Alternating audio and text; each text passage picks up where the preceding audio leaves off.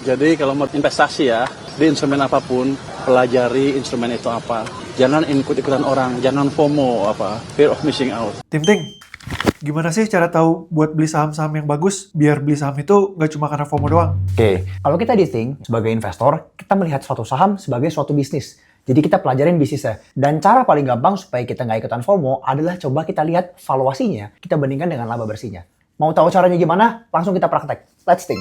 Jadi sebagai contoh, ada perusahaan data center. Bisnisnya itu bagus banget. Pertumbuhannya luar biasa, kapasitasnya naik banyak, sektornya juga lagi panas banget. Tapi kalau kita lihat market cap-nya itu udah setara dengan 700 triliun. Dengan labanya itu kurang lebih baru sekitar 1 triliunan. Artinya kalau kita mengakuisisi atau investasi di perusahaan tersebut butuh waktu 600 tahun untuk balik modal dengan asumsi kalau labanya tidak bertumbuh. Jadi ketika kita berinvestasi di bisnis yang valuasinya premium atau udah naik banyak banget harga sahamnya, kita harus pastiin ke depannya bisnisnya itu terus bisa bertumbuh untuk menjustifikasi valuasi yang premium. Sedangkan sebaliknya, ada saham perbankan yang turun banyak banget. Market cap-nya sekarang ada 400 triliun, hanya diperdagangkan di price to earnings 7 kali. Artinya apa? 7 tahun balik modal berdasarkan kinerja tahun ini. Kalau ke depannya labanya bertumbuh, otomatis price to earning-nya mengecil. Dan dengan harga sekarang aja, dividennya udah mencapai 10% lebih. Yang artinya jauh di atas daripada bunga deposito. Jadi perlu diingat, investasi itu nggak cuma mencari bisnis yang bagus, tapi bisnis yang bagus dengan harga yang murah. Dengan kita melakukan itu, akan menghindari kita dari yang namanya FOMO.